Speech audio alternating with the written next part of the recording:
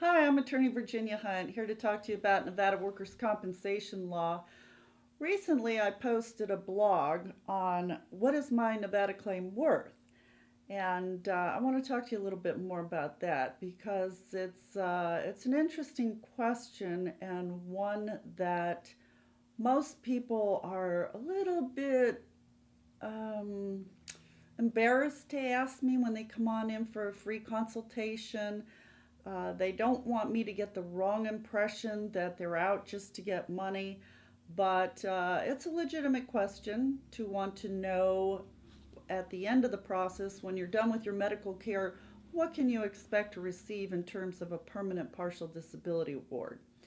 Uh, the recent blog post that I wrote has a link to a site by a Maryland claimant's attorney, and it's very interesting because he claims to have looked at 2,500 Maryland cases and has come up with a way to predict awards.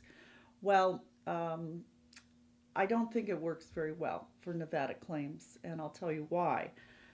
Determining a permanent partial disability award in Nevada requires three factors. Number one, you have to be medically stable. In other words, you don't need any additional medical treatment.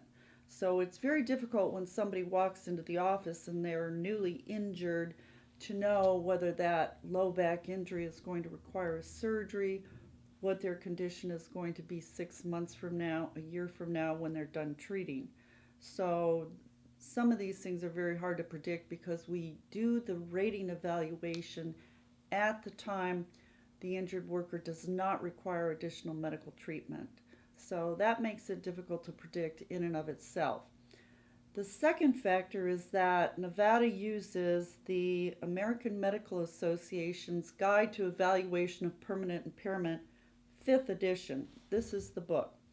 The AMA has come out with a 6th edition, but Nevada still sticks to the 5th edition. So about half the states use the 6th edition, another half use the 5th edition, and the rest of the states have their own systems. So this is the criteria by which the approximately 150 rating physicians have to come up with a percentage of impairment.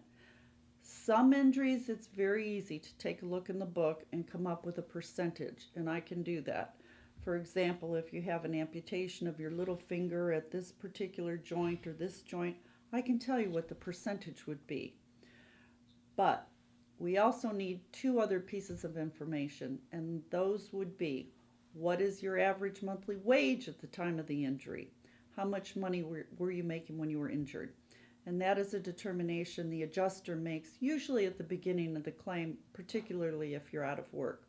So that's the second factor. The first is the percentage of impairment. The second is the average monthly wage. And the third factor is how old are you at the time of the rating? And age was not taken into account with this award predictor that this Maryland attorney used. But here in Nevada, our awards do take into account age. The younger the injured worker, the greater the award. The theory being that the younger injured worker has to go a longer working life with this particular impairment.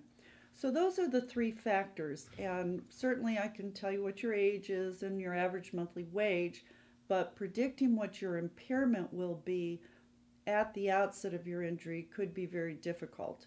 And each percentage point, depending upon age and average monthly wage, could be a difference of $3,000 to $5,000. So multiply that by 5 percentage points, and you've got a difference of $25,000 easily.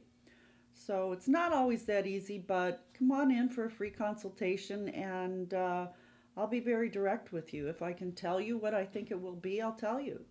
If not, then I'll tell you why I can't tell you. So thanks for visiting.